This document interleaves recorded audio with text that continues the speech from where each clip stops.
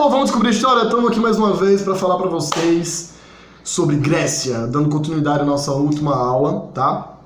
Vamos falar agora sobre o final desse período grego, certo? Sobre essa decadência grega. Como é que aconteceu? Primeiramente, a gente tem que entender que o fim da história grega está associado com o fim do conceito de polis. E polis é um conceito que faz referência à cidade grega. E a cidade grega é um conceito que está relacionado ao cidadão grego. Ou seja, só existe polis se existir o cidadão grego. E a base do cidadão grego é um indivíduo que carrega em si uma formação militar e cívica. Quando esses dois aspectos se separam, o cidadão grego vai ruir, vai enfraquecer esse ideal. E se o cidadão grego vai enfraquecer, consequentemente a polis vai ser destruída. Vamos falar um pouquinho sobre alguns conceitos que giram em torno de polis. O primeiro deles é a autarquia. O que é autarquia, professor? A autarquia é a necessidade de assegurar a liberdade a partir de seu abastecimento. Tem a ver com a economia? Tem. Por exemplo, a polis grega ela lutava não por um ideal de capitalista como a gente entende hoje as guerras, de conquistar povos e territórios. A ideia das guerras no mundo antigo, principalmente para os gregos, é a ideia de libertação, de você conseguir uma autonomia de sobreviver. Por exemplo, por que o Egito era tão importante para os gregos no mundo antigo? Porque o Egito ele era o fornecedor de trigo, a base da alimentação grega. Então, esse abastecimento de trigo vindo do Egito para as cidades gregas sustentava o princípio de autarquia, que é o princípio de liberdade, de autonomia.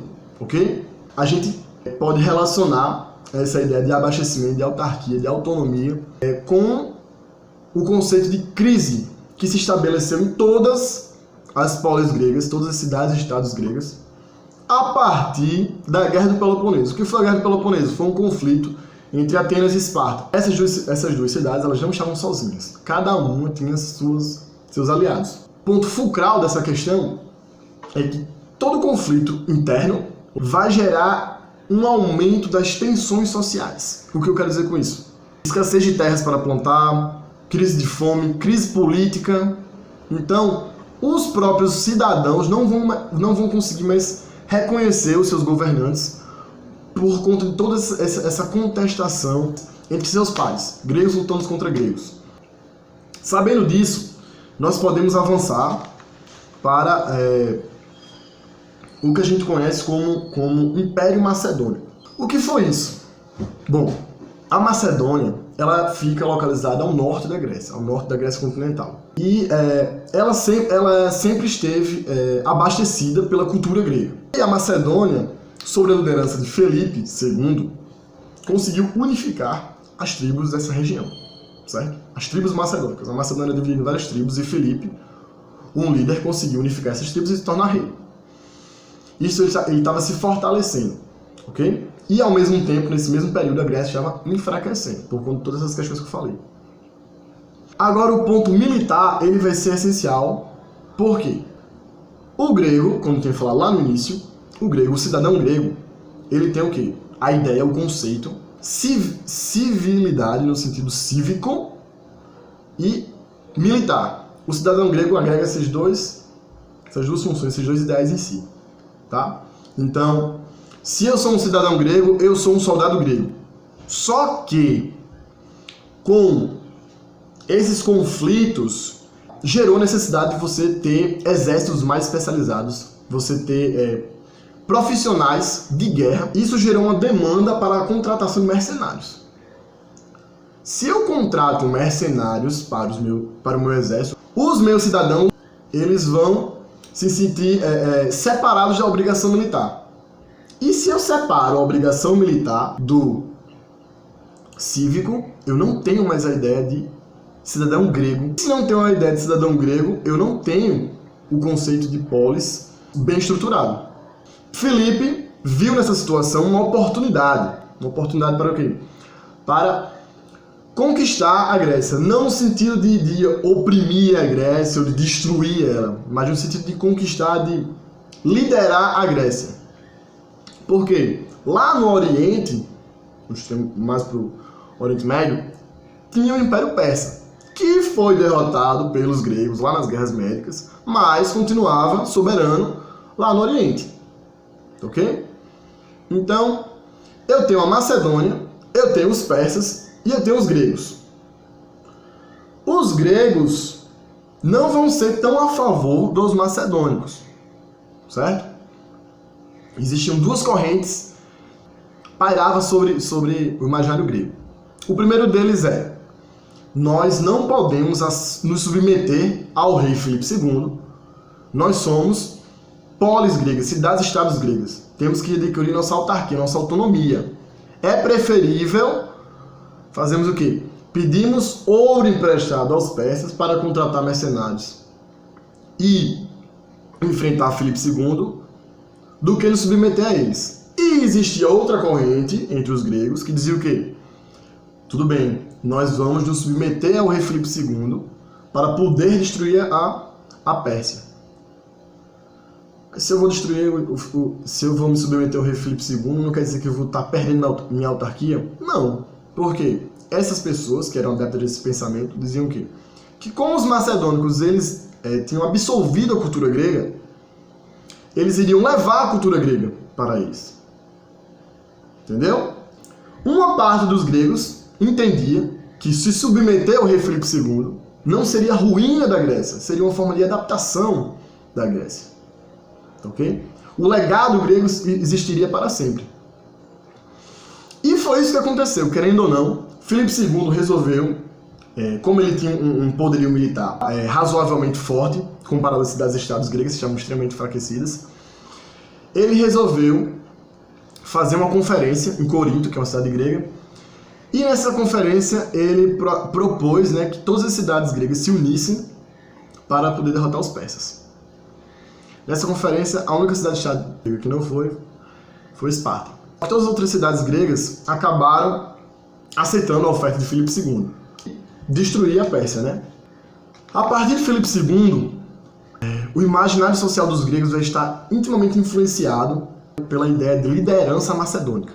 Quando Filipe II morre, logo depois dessa unificação grega e essa empreitada contra a Pérsia, quem assume o posto de líder, de general, é o seu filho, Alexandre Magno, que vai ficar conhecido como Alexandre o Grande por causa de todas as suas conquistas.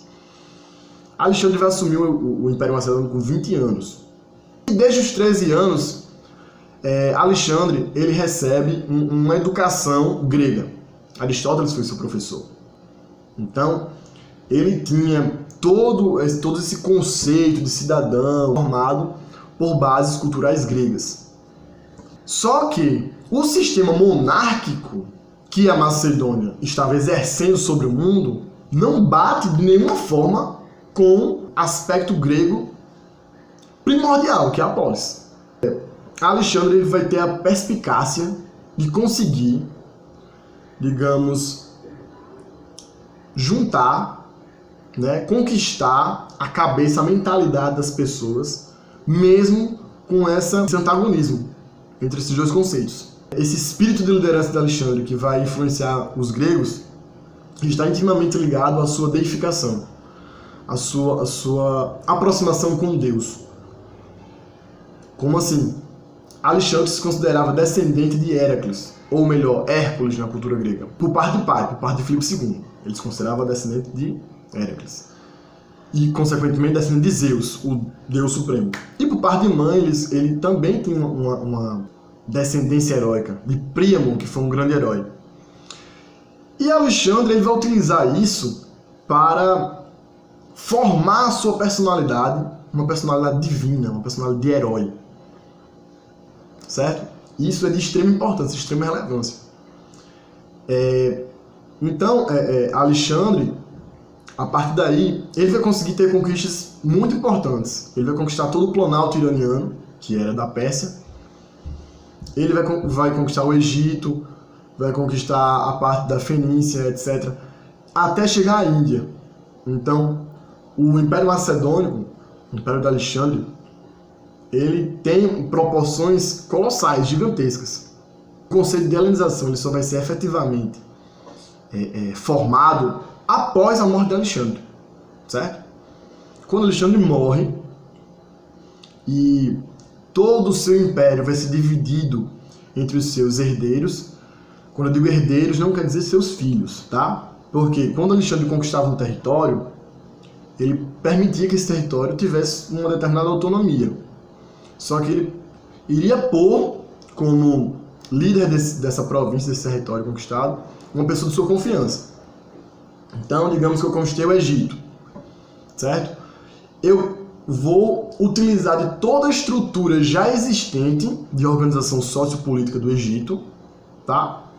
Mas eu vou pôr na liderança uma pessoa de minha confiança. Então, essa ideia de tolerância e, ao mesmo tempo, militarização de Alexandre, essa balança, vai ser extremamente importante para sustentar sua monarquia.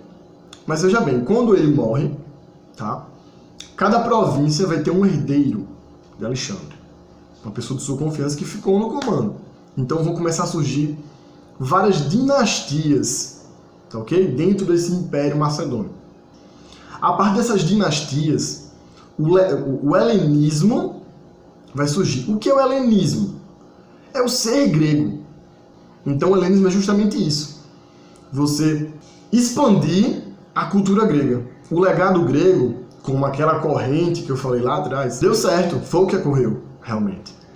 O helenismo é você ser grego, vivenciar esse espírito grego fora da Grécia. Deu certo, muito certo. Eu espero que vocês tenham gostado, tá? Fica a dica de vocês procurarem a biografia de Plutarco, ou vocês também utilizarem esse livro aqui, ó, como base para o estudo de vocês. História Antiga, Grécia e Roma, a formação do Ocidente.